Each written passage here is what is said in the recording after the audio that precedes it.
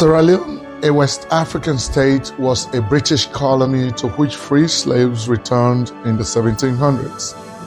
The country had a well-organized tradition, which was the local system of government before the advent of the British.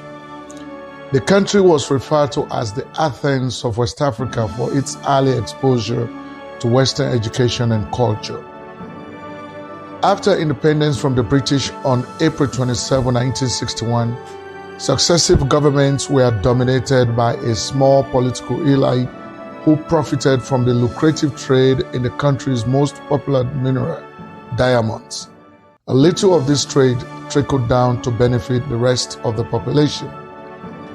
On March 23, 1991, the first rebel insurgency started in Sierra Leone by a group called the Revolutionary United Front, or the RUF. First, when the insurgency started, Sierra Leoneans could not believe it. They thought it was a minor border incident until a man called Fodesi Banasanko, who was the former corporal in the Sierra Leone army, announced himself through the BBC Focus on Africa that he was the leader of the group called the Revolutionary United Front, or the RUF. It was widely believed that the RUF received a lot of assistance from the former leader of the National Patriotic Front of Liberia, the NPFL, and former president of Liberia, Charles Taylor, who once said that Sierra Leone would taste the bitterness of war. The insurgency killed about 55,000 Sierra Leoneans, according to the UN Human Rights Watch, and displaced about 2 million.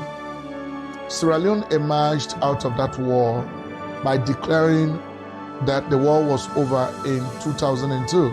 Very happy that I played a pivotal role in bringing about peace to my country. It was a very difficult situation. The country disarmed the combatants, rebuilt government institutions, retrained a new army and police, and returned the country back to peaceful democracy. In 2014, the country was struck again by the deadly affliction, the Ebola virus disease, where about 4,000 and more people lost their lives, with the rest of the population left to grapple with the aftermath of the disease. And then in August of 2017, a natural disaster in the form of a mudslide struck the western part of the country's capital, thereby killing about 1,000 people. The country continues to manage its fragile democracy with pockets of political violence every now and then.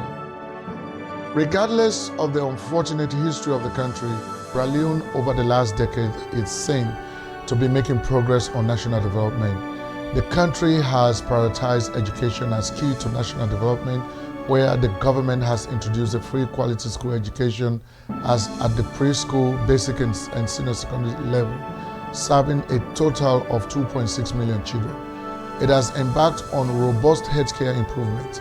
The country is also on the trajectory of improving its road network and other infrastructure. Sierra Leone is one of the best tourist destinations in West Africa, with a stretch of a fine white sandy beach along the east coast of the Atlantic Ocean. It has attracted several investors in the hotel and restaurant sectors. The country is endowed with over 22 different minerals, including diamonds, gold, bauxite, rutile, chromite, iron ore, crude oil, and natural gas, to name only a few. The people are friendly and very hospitable to especially strangers. The country is the most religious, tolerant country on the face of this planet, where Muslims and Christians support each other during their religious festivities. The country practices democracy as its governance system with 3 arms of government: the legislature, the executive, and the judiciary.